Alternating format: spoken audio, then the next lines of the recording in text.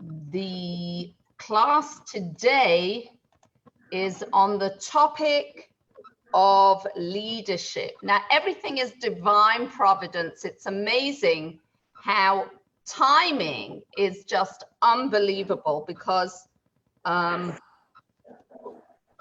normal circumstances, we would have finished this course already before Shavuos, way before, actually right after Pesach we were due to finish, but we missed one class because I wasn't well, and then all havoc broke out. So everything has been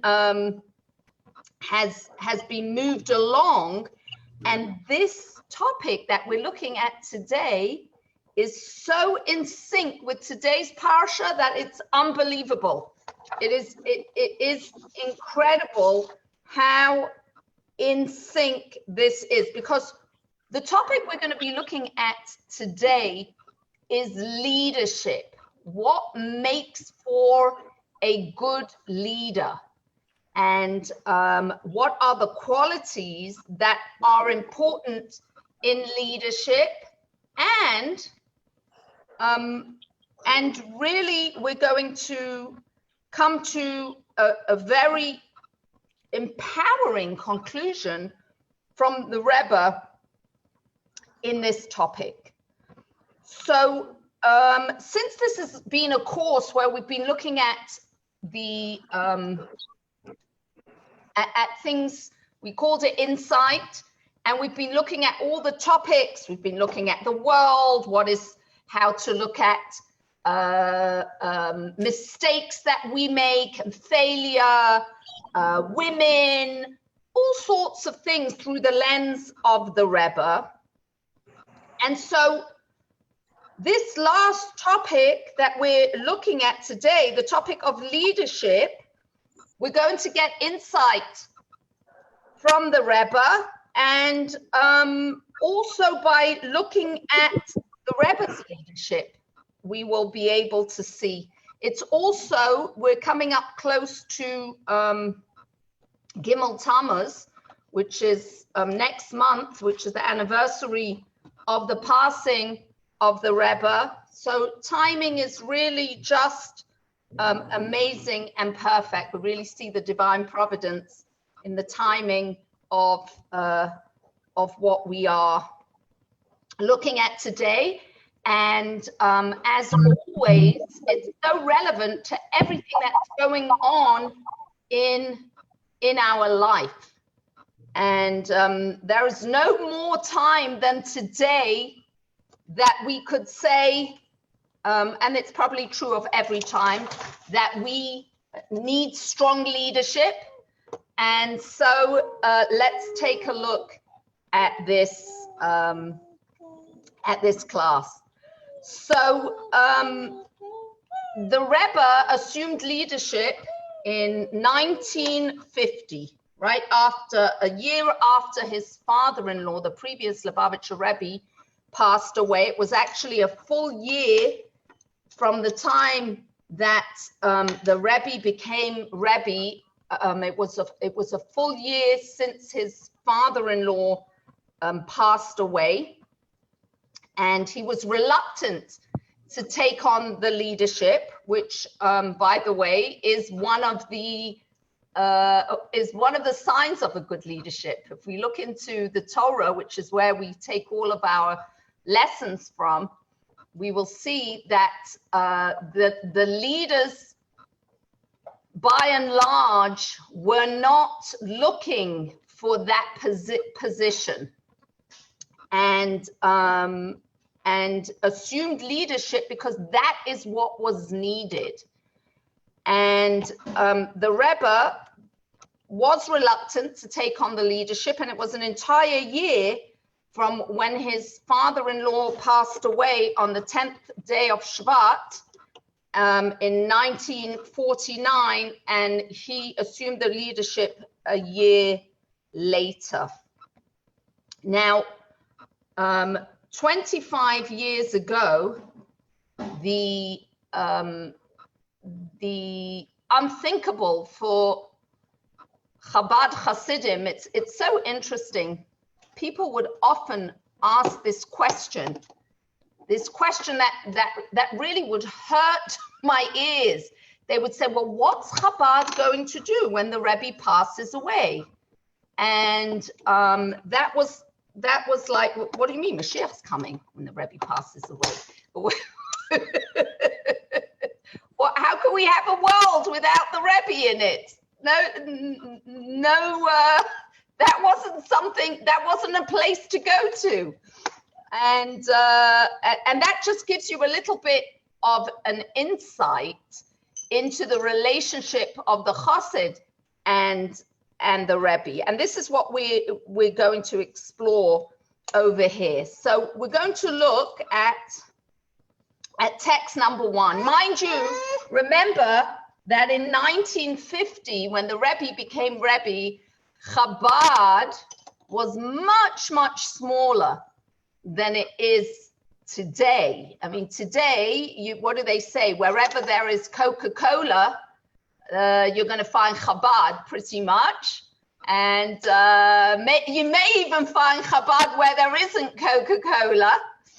And but this was something that has developed, over these years. When the Rebbe took on the leadership, I don't know if any of you have ever been into 770, which is now a very big shul. Back then, it was much, much smaller, and the Hasidic body was much, much smaller. And and so fast forward to today, where there are thousands and thousands of Hasidim, there are so many emissaries. So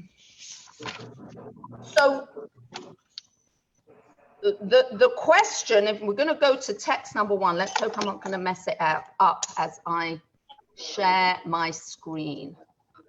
No, hold on, not that screen.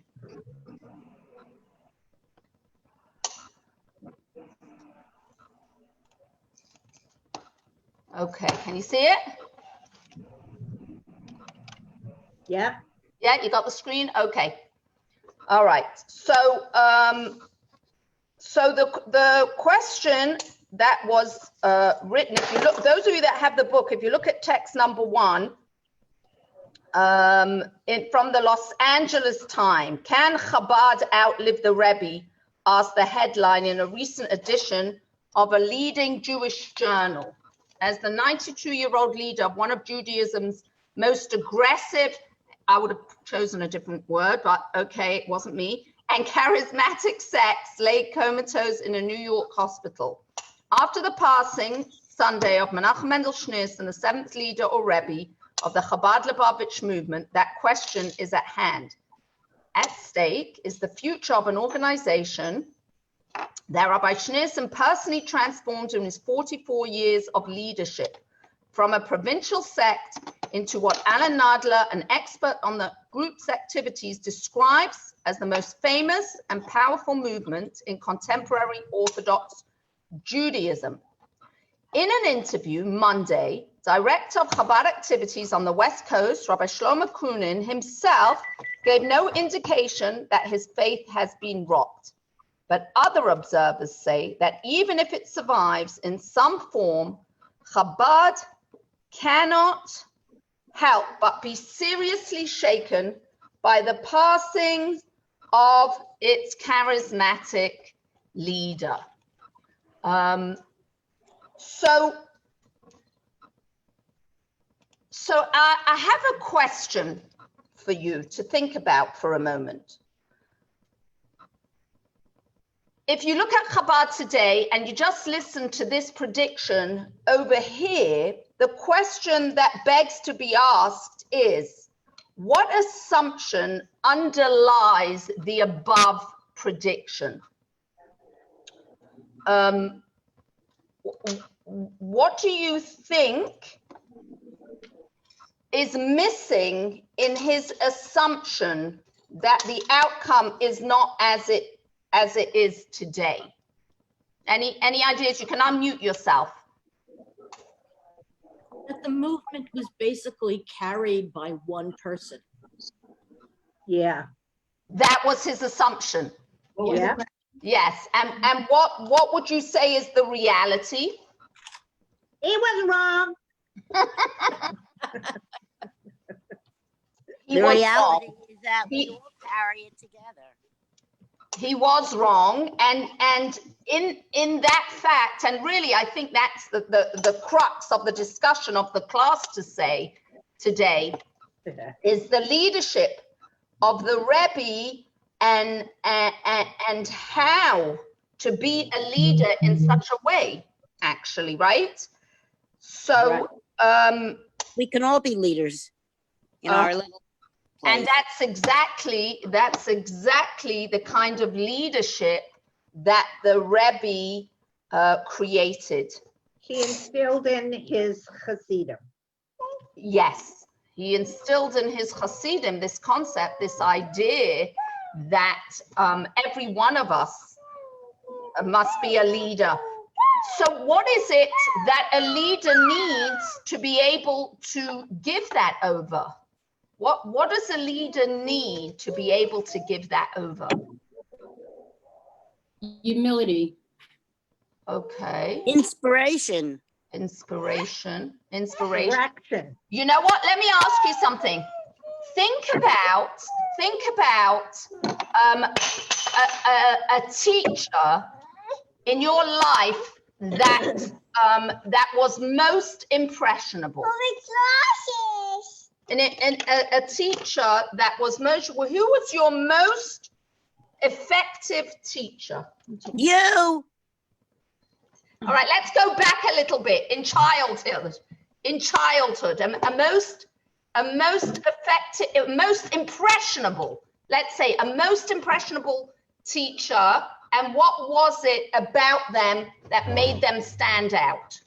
I can tell you, it wasn't a teacher, but Yeah. it was my first Chabad rabbi who transformed my feelings about God.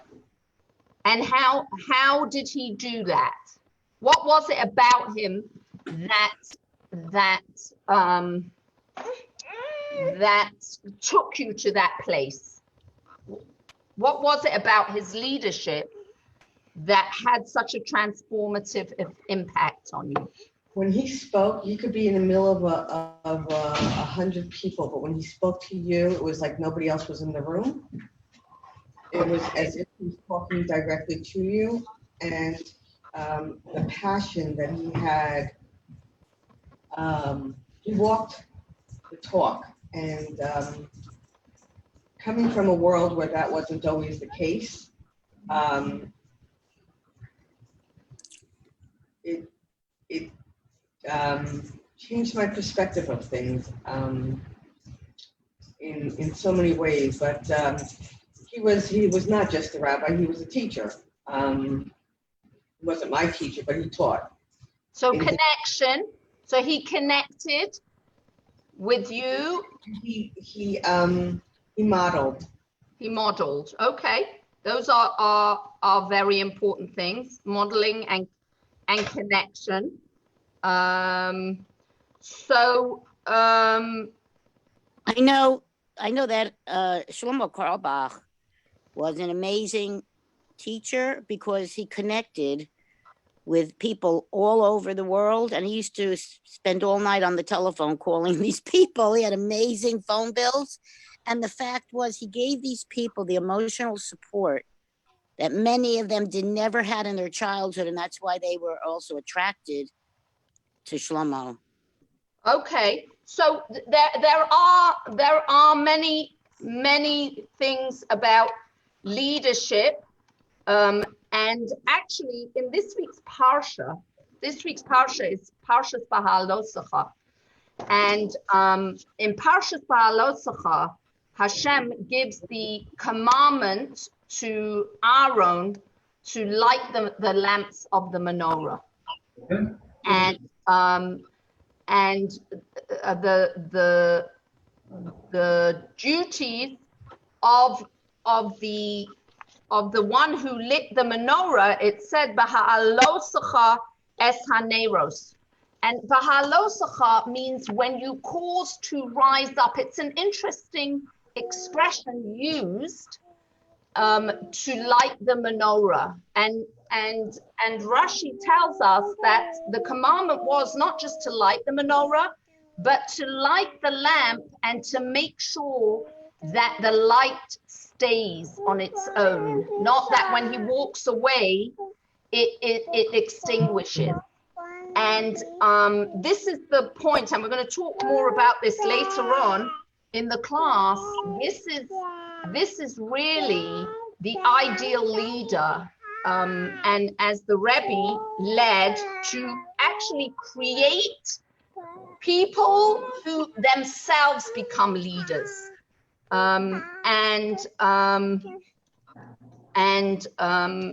know, I'm going to show you now, hopefully we can get to it. I'm going to show you a beautiful video. 1 second. Where is it? Here.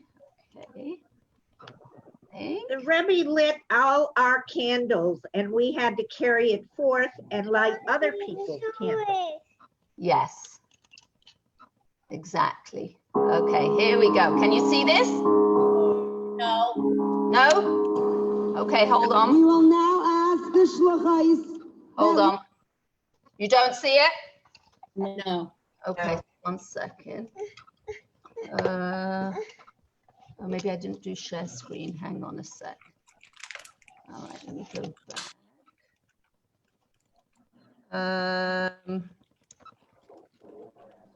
Okay.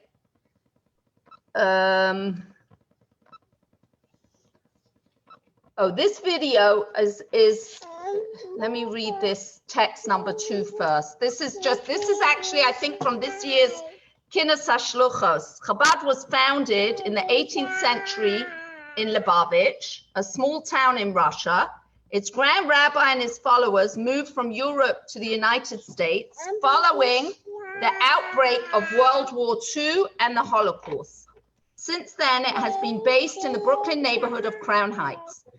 The movement was transformed in 1951 when its most recent Grand Rabbi, Menachem Mendel Schneerson, took the helm. Following the Holocaust, he expanded a program that sent rabbis as emissaries to Jewish communities and cities around the world.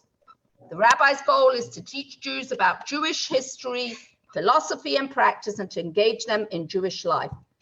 Rabbi Schneerson passed away in 1994, but the emissary program has only grown. There are now nearly 5,000 emissary families, generally a rabbi, his wife, and children in 100 countries, as well as all 50 states and 500 college campuses.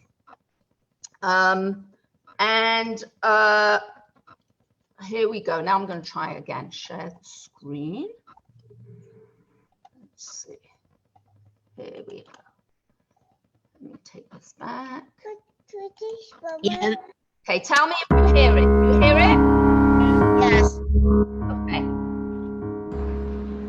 We will now ask the shluchais that went on shlichos before Gimel Tammuz. Please rise.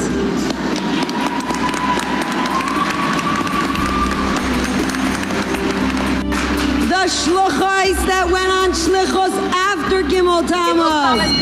Please rise.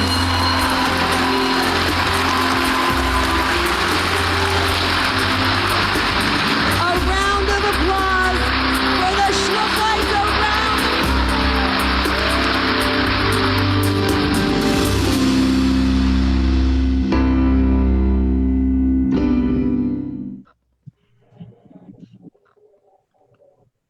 Okay. So it's truly incredible when we are at the convention and we see that so many people have continued in the Rebbe's mission around the world. Such a far cry from what the first prediction that we read over here, and we're going to see why this is. What is it that creates the kind of leadership that B'Ha'alosacha, the mitzvah of kindling a light that not only it stands up on its own, but actually it goes on to kindle other lights as well. So to give us some insight, we're going to look at a very famous story from the Torah. It was a little while after the Jewish people had left Egypt, and the Jews were coming closer to enter Eretz Yisrael.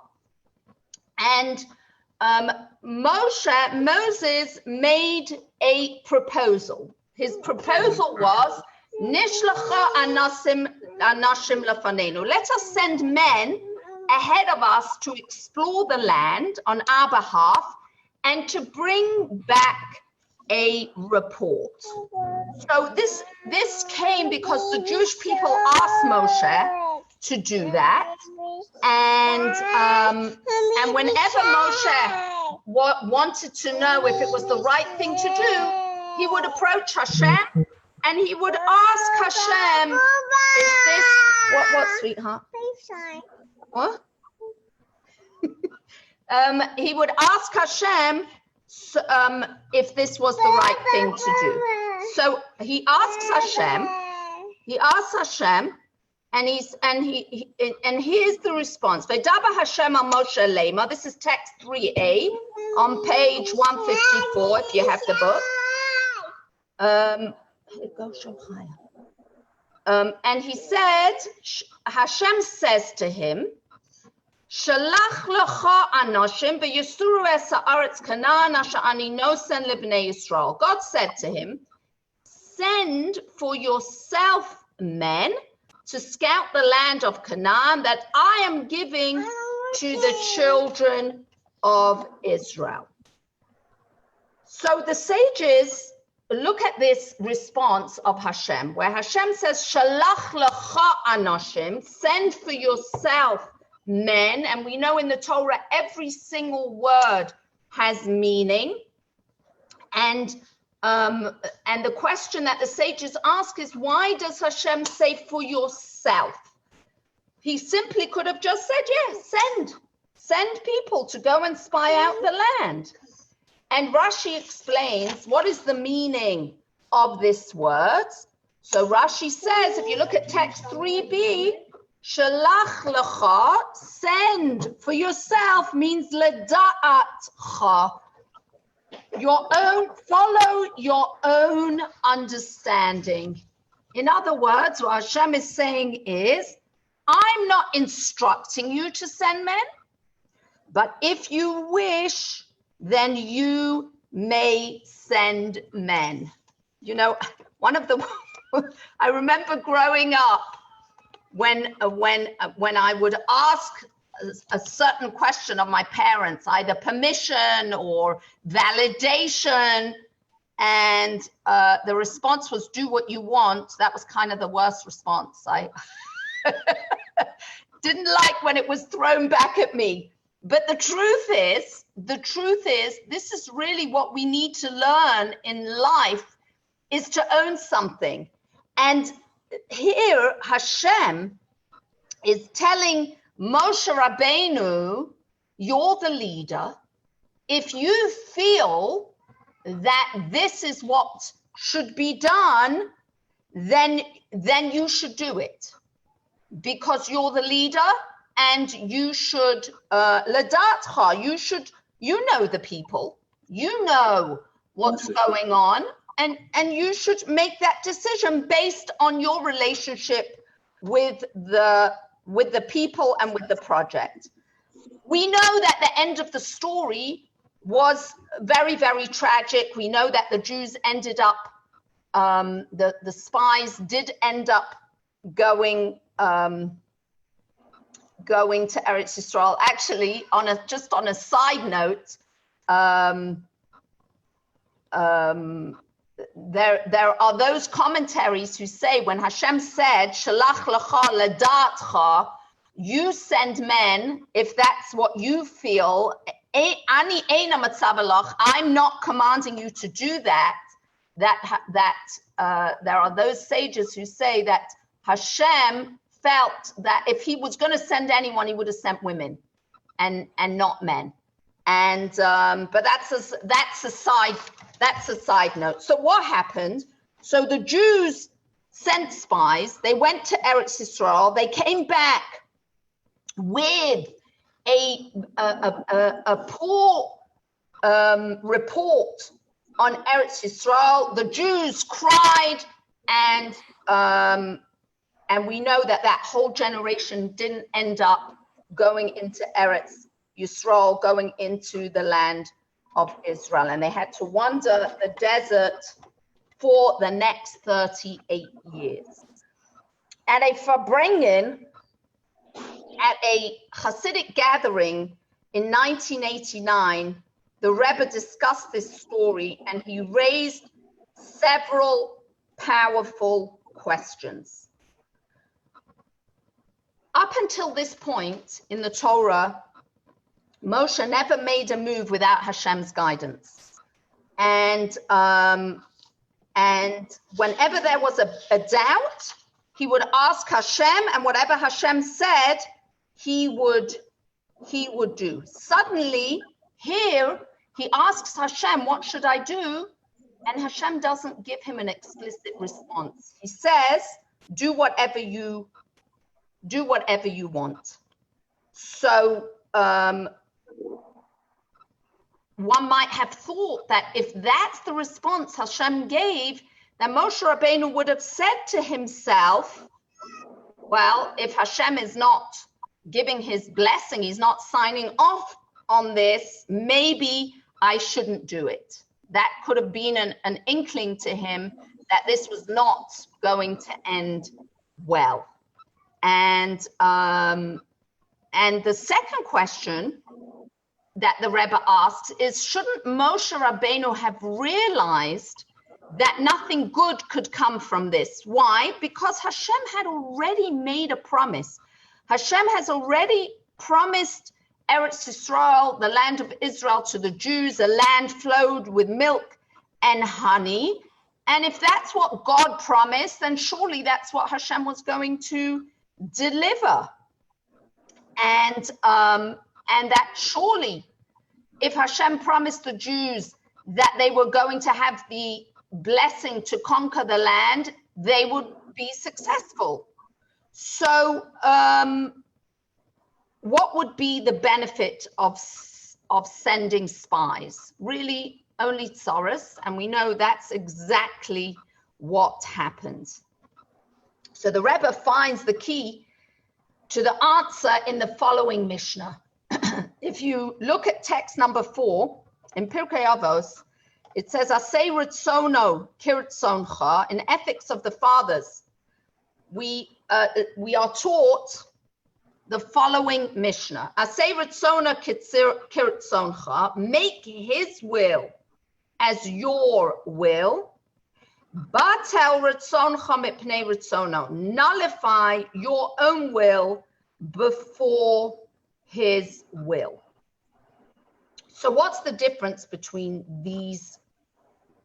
Adopt his will as your own will and nullify your own will before his will. What is the difference between these two? So the Rebbe explains that the Mishnah is discussing 2 levels of service of Hashem. And it starts with the higher level, the ultimate goal, and it finishes with the lesser, which is really the beginner level. But we all have to begin at that beginner level in order to get to the higher level. So nullify your will before his will implies what? It implies that I have a will, but because I love Hashem, because I'm loyal to Hashem, because I want to do what Hashem wants, because I know that's going to create a closeness. So therefore, I'm going to put aside my will for the will of God. So take, for example, a cheeseburger. I really want to have that cheeseburger. It tastes delicious. It's something that I would like to have, but I know that Hashem in the Torah says I shouldn't mix milk and meat. So therefore, I'm going to push aside my will for the will of Hashem, which means that this part of the Mishnah is addressing the person whose mind and heart are not in sync with Hashem's mind and heart. Yes, there's a connection because the person wants to do what Hashem wants, but they have their own will, which is a different will to Hashem. When the Mishnah says, make his will your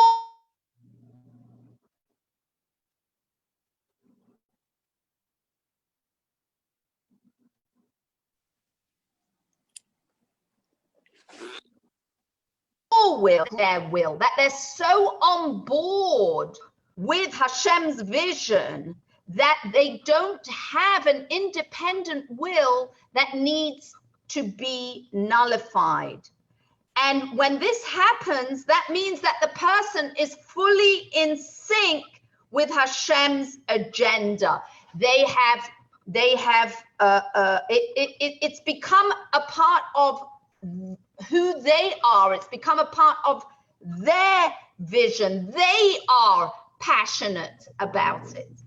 Now, if you think about it, at the end of the day, the bottom line is both people adhered to the will of Hashem. But it's the motivation behind that adherence that is different. If you look at text number 5, the Rebbe explains, Moses was not at all perturbed when God told him, send for yourself, follow your own understanding. I'm not instructing you. If you wish, you may send. Moshe Rabbeinu, to the contrary, celebrated the directive. Why? Because he perceived it as the launch of a new and loftier rung of divine service that is wholly a product of free will. And that is free of even the subtle coercion implicit in a directive from God. Such a mode of divine service would be completely consistent with our mortal understanding and desires. That's when Hashem said, follow your own understanding if you wish. For our perception and will of their own accord would be entirely in sync with the will of Hashem, with the will of God. The spies were not mistaken in going to spy out the land. Their mission was mandated. Their mission was authorized by Hashem, and not only that, but ledatcha, that they could use their own da'as, their own intellect. But their mistake was that they mistakenly thought that they were authorized to decide whether or not the conquering of the land was feasible. was possible. And they came to the conclusion that it wasn't possible. They were not sent to figure out whether it was possible. Hashem had already promised the land of Israel. Hashem had already told them that they were going to conquer the land. Their mission was to figure out how to conquer the land. And not whether it was possible. And they overstepped their boundaries by taking on the mission of finding out whether it was possible. So what's the difference in the mission? The difference in the mission is that Hashem has already given the mission, go and conquer the land of Israel, but now Hashem is giving the autonomy to decide how to conquer the land of Israel, leda'atcha, according to your understanding. But leda'atcha, according to your understanding which is in sync with Hashem's understanding, to figure out what is the best way to conquer the land. And now we do realize and we do understand that Hashem giving over that autonomy has its risks for sure. And it would be far easier for Hashem just to give us clear instructions and say, do A, B, C, and D. But because, why? Because God is perfect. He knows exactly what needs to be done and how it needs to be done. But there is a great edge on a relationship where it is leda'atcha, where the mission becomes our own. So if you look at text number 6, our divine service, it's on page 157. This is from Hayom Yom. Hayom Yom is a book that the previous Lubavitcher Rebbe gave to the Rebbe to put together this book of Hasidic teachings. So every day there's another lesson. So this lesson that the Rebbe gave to us in Hayom Yom is as follows. Our divine service must be a product of our own efforts, which we see right at the beginning here with Moshe Rabbeinu at this juncture in his leadership, which is called Avoda B'Koach Atzmo. It's a service of our own efforts. True, we can reach superior destinations when we are led by the hand, but our service is considered far more precious when we advance with our own independent strengths. And this is why Moshe Rabbeinu sent spies. Even though there were inherent risks in sending the spies, but Moshe Rabbeinu jumped on this opportunity to begin a different kind of an avoda, a different kind of service, a higher level of service, which is called avoda b'koach atzmo, which is a product of our own efforts. And the Rebbe goes on to explain the benefits of an avoda, of a service of this model. So number one, the Rebbe says that that the number one benefit is clarity in gray areas. This person intuitively knows what to do and when. So there are areas that are not clearly regulated in the Torah. For example, there are many areas in life eating, drinking, leisure. So even though the Torah has what to say about this, the Torah says there's certain things we're not allowed to eat, etc. But there still remains a lot of gray area.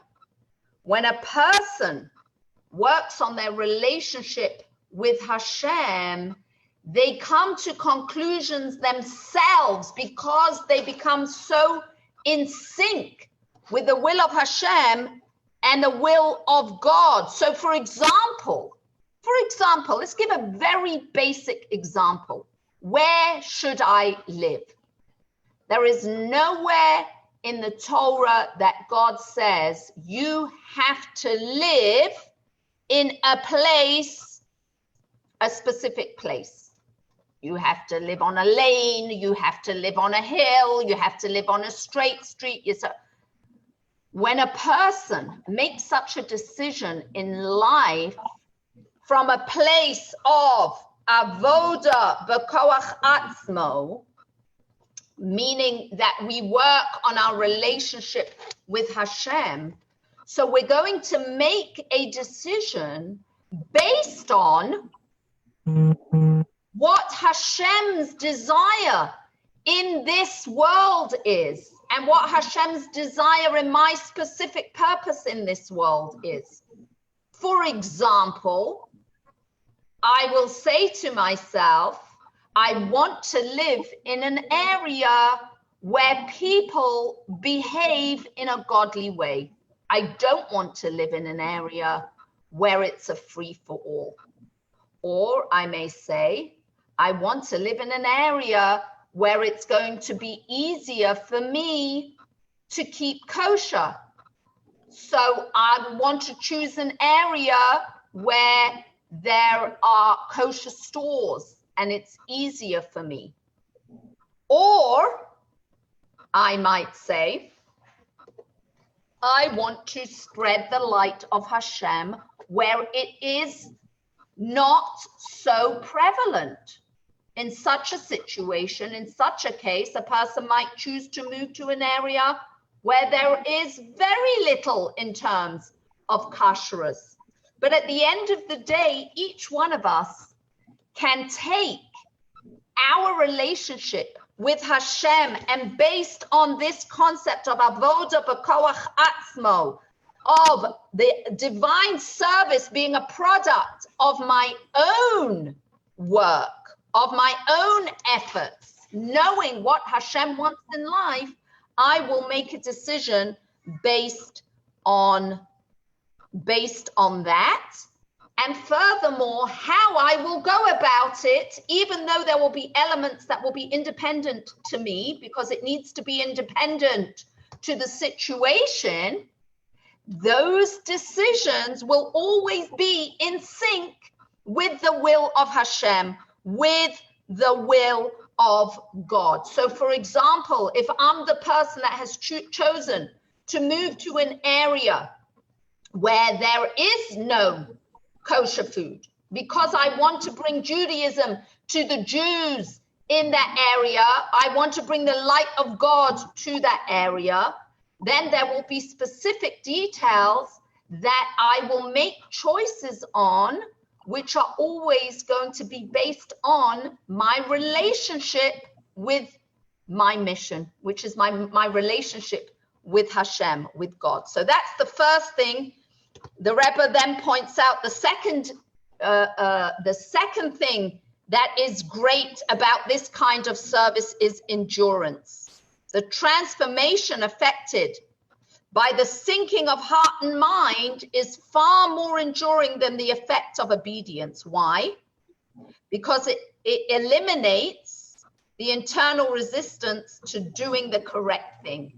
So because it's something that I'm passionate about, I'm not constantly fighting with the concept. The third thing the Rebbe points out, that avodah b'koach atzmo, that the motivation for that service to Hashem brings about is passion and enthusiasm and investment, intellectual and emotional investment is far greater because of my investment in the situation.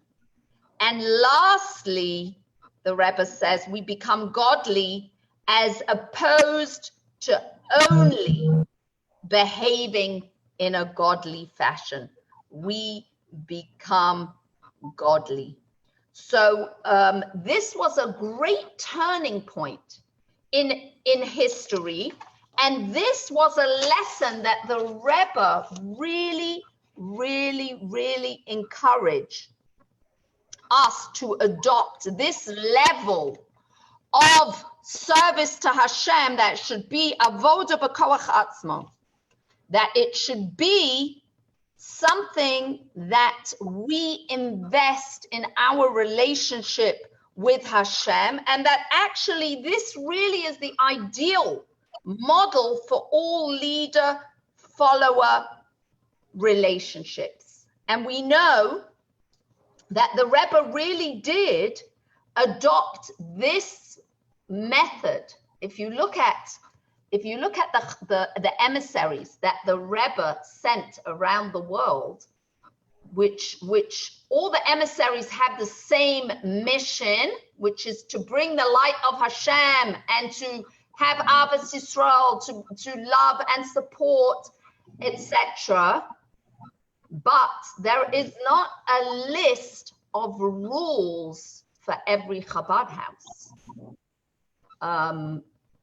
When there is a franchise, if you take the concept of a franchise, so if you buy into the franchise, you have to follow the guidelines because that is what created a successful business. So for example, if you go into a Starbucks anywhere in the world, it will look exactly the same and the system will be the same, and that's the way it has to be run, because that is the concept of the franchise. If you look at Chabad houses all over the world, there is always a common thread, and the common thread is Hashem and the Rebbe. But every Chabad couple, every shliach, every emissary goes out, and the Rebbe wants us to go out in this way of avoda b'koach atzmo, to be of service to our mission, and it should be a product of our own efforts, because it depends where we are, what kind of a community there is, etc., etc. And therefore, we cannot say that every single Chabad house has to do exactly the same thing. What's going to work in one Chabad house is not necessarily going to work in another Chabad house. And therefore, the shluchim have that autonomy to do their avoda, to do their service in the way that they feel passionate about it, in the way that they feel the people around whom they find themselves are going to respond. At the same time, every shliach remembers, every shliach and shlucha, every emissary remembers that they are there at the behest of the Rebbe. So the mission is the same. It's the same mission.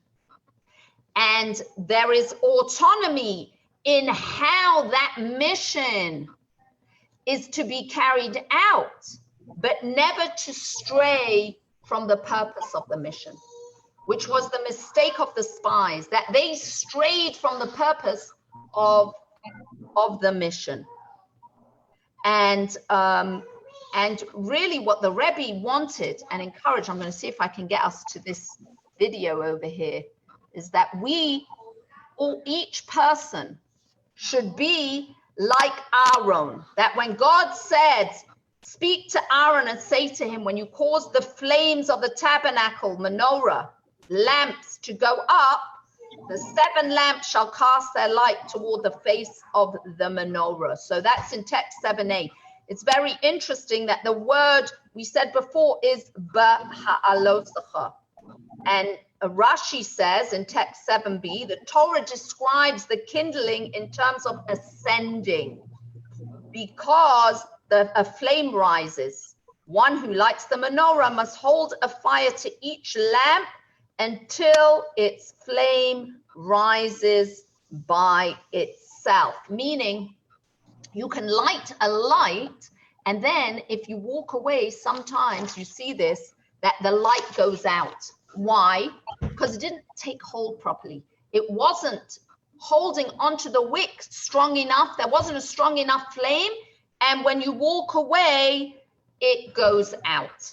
And the Rebbe explains that this is a lesson for us, the kindling of the menorah in the temple, in the Beis Hamikdash, is a lesson for each and every single one of us in this world, that we have to ignite the candle of Hashem, Ner Hashem, which is what? It says, Ner Hashem Nishmas Adam. The light of Hashem is the soul of a person. So the neshama has to be ignited, has to be lit with Torah and mitzvahs.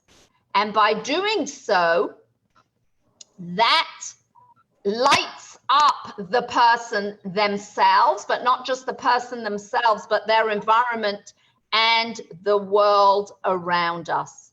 And how does this have to be done? This has to be done in a way that the neshama now becomes self-sufficient. The light of the neshama continues to burn. It's self-sufficient, but not only is it self-sufficient, but now it's strong enough to go on and ignite other lights, other neshamas, other souls. And actually, this concept, it's very interesting. This concept where the Rebbe wanted us to do these things on our own initiative and not to be told every single step of the way. The Rebbe created not followers, but the Rebbe created leaders. And there's a very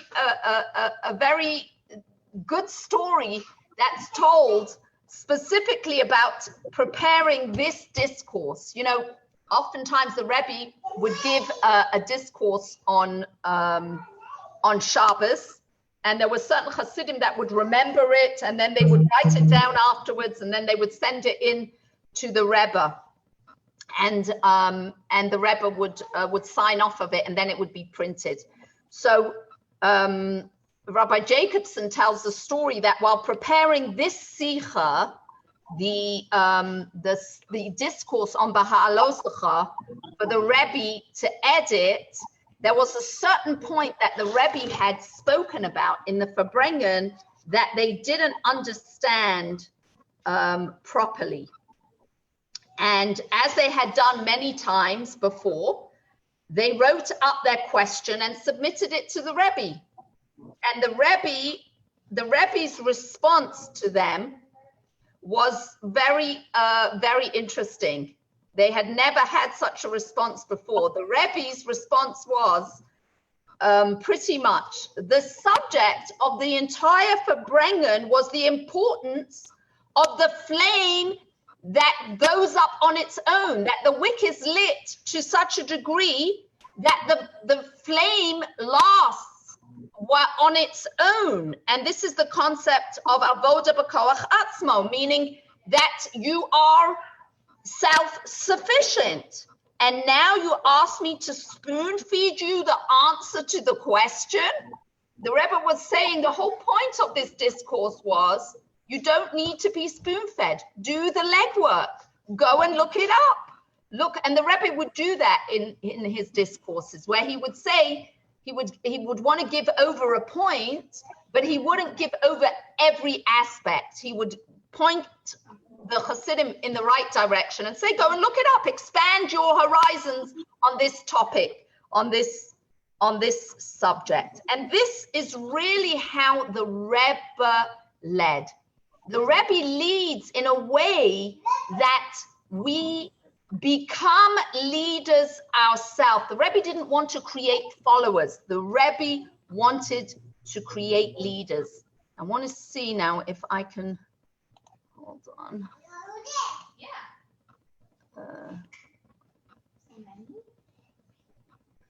Oh, hang on, wait, I've got to share screen. I go down. Screen.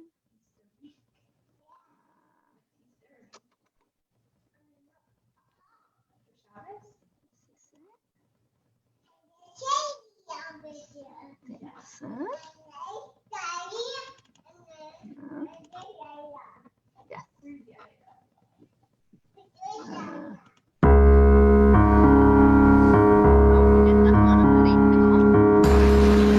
We will now ask the shluchos that went on shlichos before. How do I get to the next one, Chaya? How do I get to the second? Do I have to go back to the file? So do I close this? Do I exit? 1 second, ladies. My helper's here. This is the end of the first one. You're up to the second one?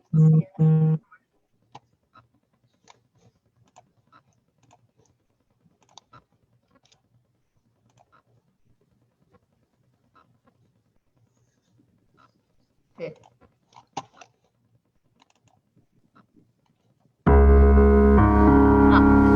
You got it, ladies? Can you hear? What I saw in the Lubavitcher Ladies, can you hear? Yes. Okay. Yes. Rebbe was this, that other Jewish leaders that I've met created followers. The Lubavitcher Rebbe created leaders.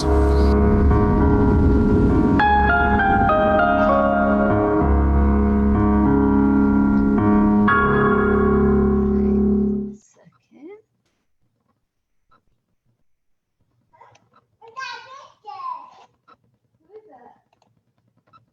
Okay.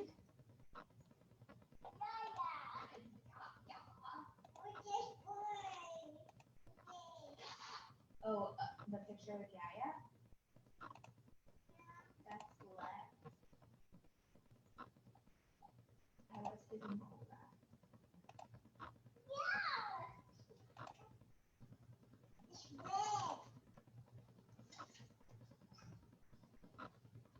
Okay. One for Yaya? All right. So we said that there were these 4 benefits that the Rebbe points out to this autonomous way of service: clarity, endurance, passion, and transformation. So the question now that we have to ask, ourselves is that Hashem gives us this power to light the lights of others, and we all receive this through Aaron the high priest, right? And we all get guidance from the Torah and from Hashem, and we all are to become leaders. The question is, do we need leaders? If we're to become leaders, do we still need leaders ourselves? Any opinions on that? What does anybody have any thoughts on that? Yeah, the Rebbe also told us that we all need mishpiyim. So that's what we need. You know, we need someone to help guide us. We're not at any level, even if we think we're at a level, that we know there's someone at a higher level that can give us good advice, especially when we come to a point where we need advice. Why do you think that's so? Why did the Rebbe encourage so much for us to have a leader? Because when we make decisions, sometimes it gets biased by our own personal desires. Right. And that's our ego, which gets in the way.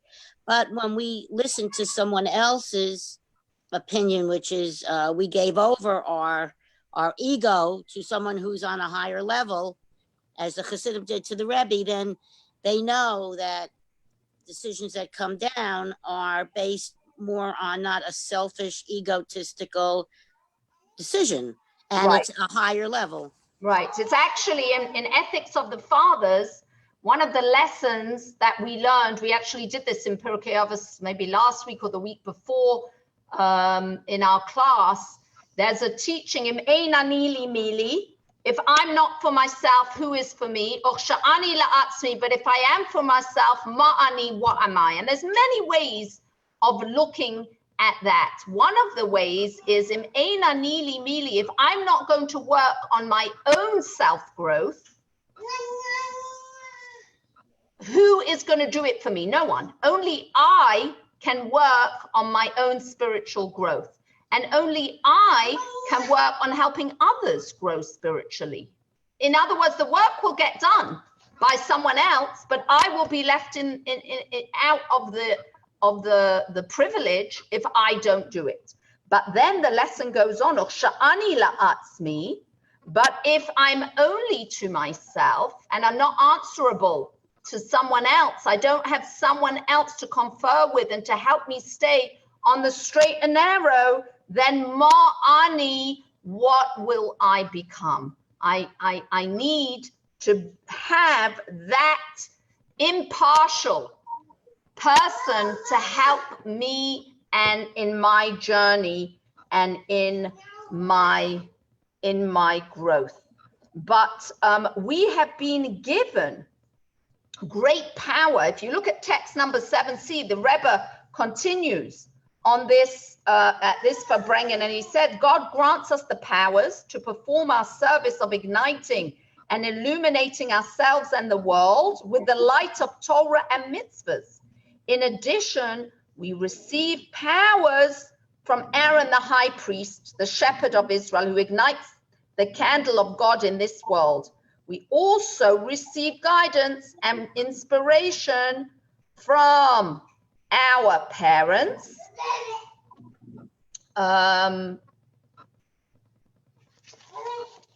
educators, and the people with whom we interact. Nevertheless, the ultimate and truest service necessitates that the recipients of the inspiration not suffice with the powers and guidance received from God and others, but for them to be flames that rise on their own after being ignited by others. The light of Torah and mitzvahs must permeate them to the extent that they become independent sources of illumination and no longer require the efforts of the mentor, the one who ignited the flame, because they have become self-subsistent flames. So the leader needs to be able to cultivate the neshama, the soul of another, that they now are so full of that enthusiasm and that passion for godliness and for goodness that they in turn now become a lamplighter themselves. And the Rebbe points out that this way of service, avoda b'koach atzmo, the ideal model for the leader-follower relationship, is that the follower becomes in sync with the leader, but goes on to develop their own way of bringing that light to the world. And this, we see that the Rebbe truly was successful at doing this, at leading in a way where he gave over that passion And that love for the mission of bringing godliness and goodness into the world, to the point where not only did the prediction that we spoke about at the beginning of this class, not only did it not come about, but hundreds and hundreds of young couples have gone out with the Rebbe's mission after the Rebbe passed away. So we can see that not only did the Rebbe express this kind of leadership, but he lived this kind of leadership and gave it over to his Hasidim. In a discourse that the Rebbe gave over, if you look at text number 8, the Rebbe says like this: listen up, fellow Jews. The Rebbes of Chabad demand that their Hasidim take personal action and not rely on the Rebbe. After all, even God himself does not impose piety or proper conduct upon anyone. We must all work, therefore, with the entirety of our bodies and souls. We must all work, therefore, with the entirety of our bodies and souls. I will not withhold my assistance, God forbid. I will help to the best of my abilities, but I cannot do the work on your behalf. What good will it do if I publish Hasidic discourses, sing Hasidic songs, and say L'chaim at Farbrengens if you all don't do your part? The Rebbe, my father-in-law, would say, don't be delusional. Each one of us must personally transform our foolish tendencies and material passion into holiness. And that's the meaning of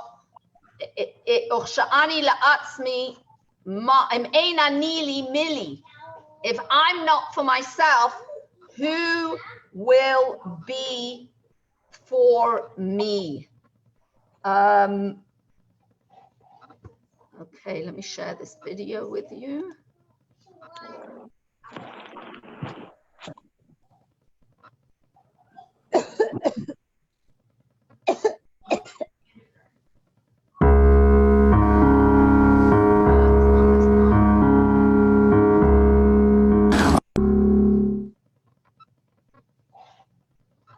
I'm sorry.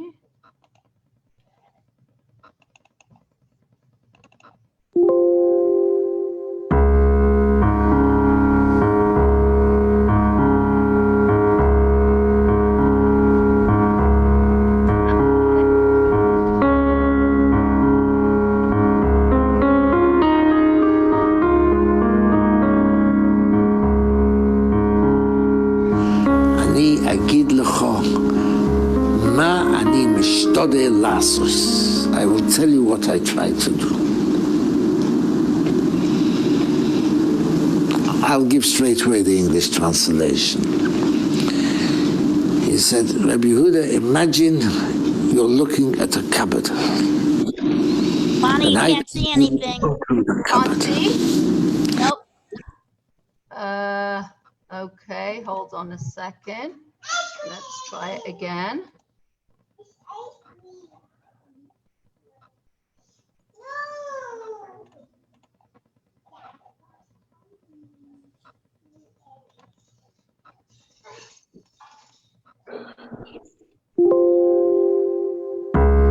Now? Can you see it? No, Okay, 1 second.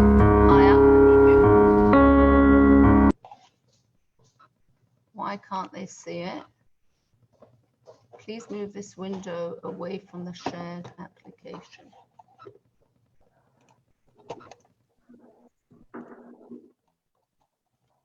Share screen. Yeah.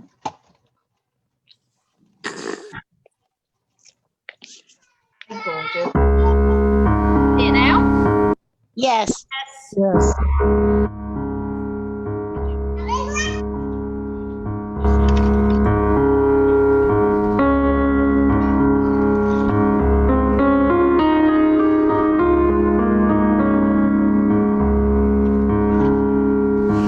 אני אני אגיד לך מה אני משתדל לעשות. I will tell you what I try to do. I'll give straight away the English translation. He said, Rabbi Yehuda, imagine you're looking at a cupboard. And I tell you, open that cupboard. You open the cupboard. And you see inside a candle. But I tell you, that is not a candle. That is a lump of wax with a piece of string in between. Musai hashavo v'hachut nehofchim lener. When does the wax and the wick become a candle? Kasher atomevi lahava el hachut. When you bring a flame to the wick. Az hashava v'hachut nehofchim lener. Lemo, that is to say, they fulfill the purpose for which they were created.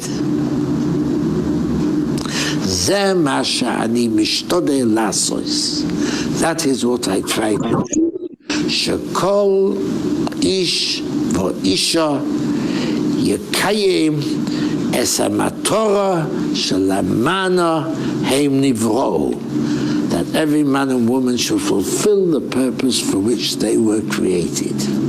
When you bring the flame to the wick is inside, and that is the soul, then it brings to life the body, which is the wax, and the body of the soul fulfill the purpose for which they were created. And that is by the Eish HaTorah, the fire of Torah. And then, and this I can say, he began to talk to me about the Sixth Fleet in the Mediterranean.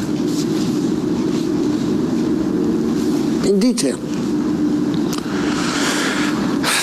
And about how it would be of strategic advantage to Israel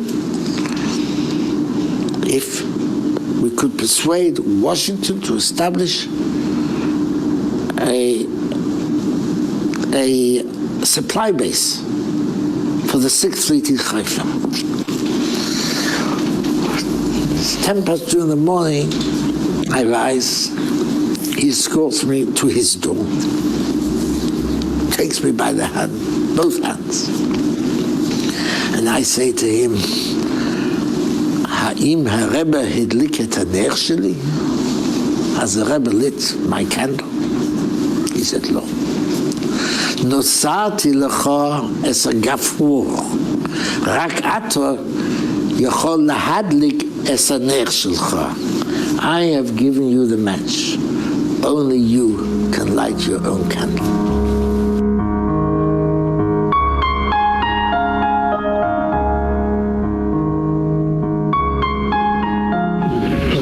Bless you. God from strength to strength. Tomorrow I'm meeting with the Federal Sentencing Commission, and I'm going to tell them your views on imprisonment. You support my views also, not only support my views. Support them. Yes, and the prisoners. Yeah, and God Almighty bless you. Take God from strength to strength, and to reach the time that there will be no prison, only preventive education, to not to let people to go astray from the right way. That's what I'm going to tell them. Yeah, God Almighty bless you. That you'll tell them as your personal views also. And yours and mine too. Yeah. Thank you very much. Yeah. Good service.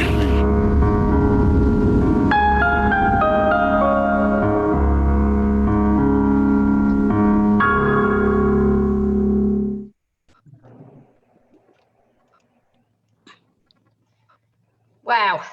Connie, who was the first man who we saw on the video? I didn't catch that.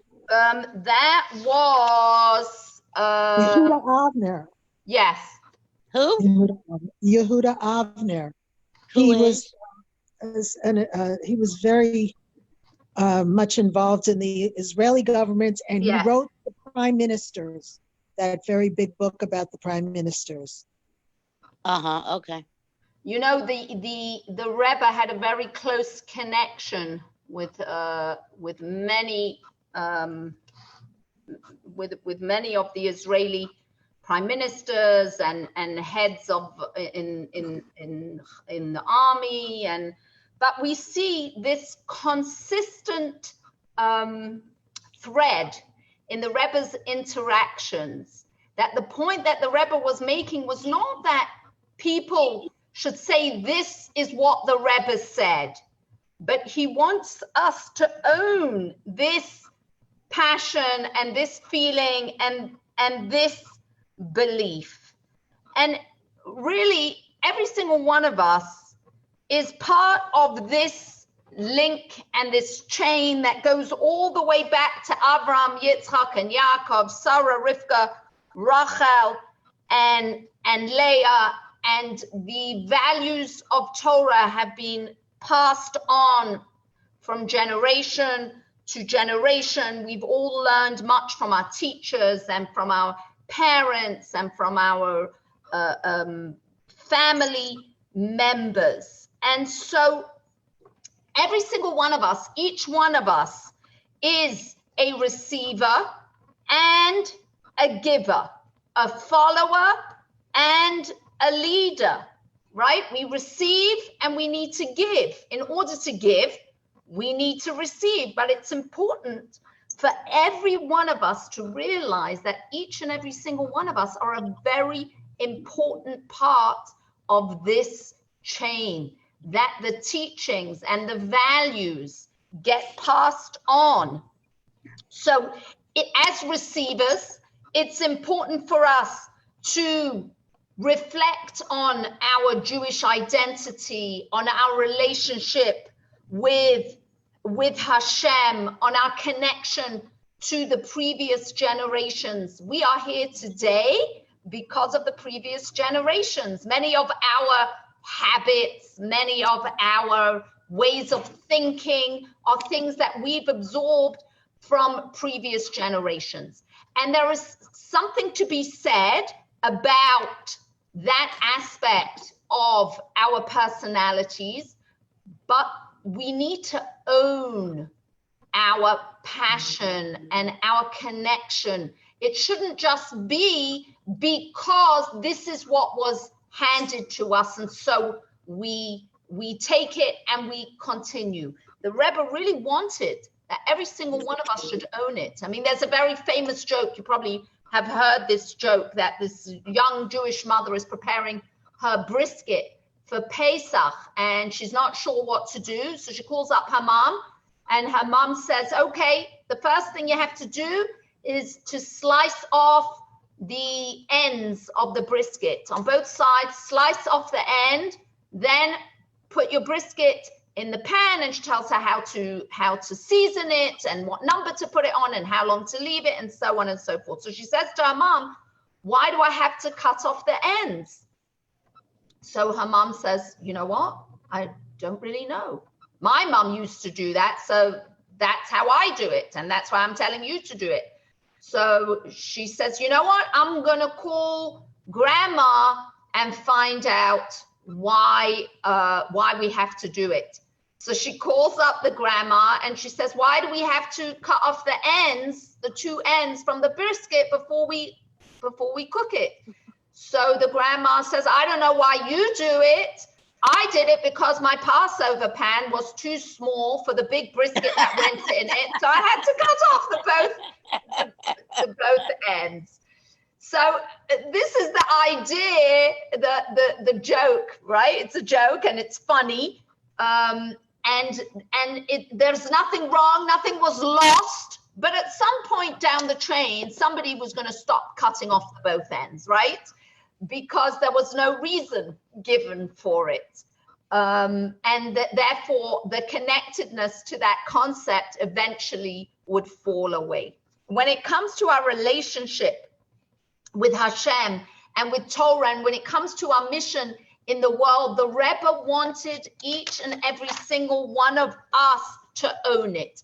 And in order to own it, we need to be receivers. We have to fill ourselves with knowledge and connect ourselves to a light that feeds our neshama, that feeds our soul. So we become passionate and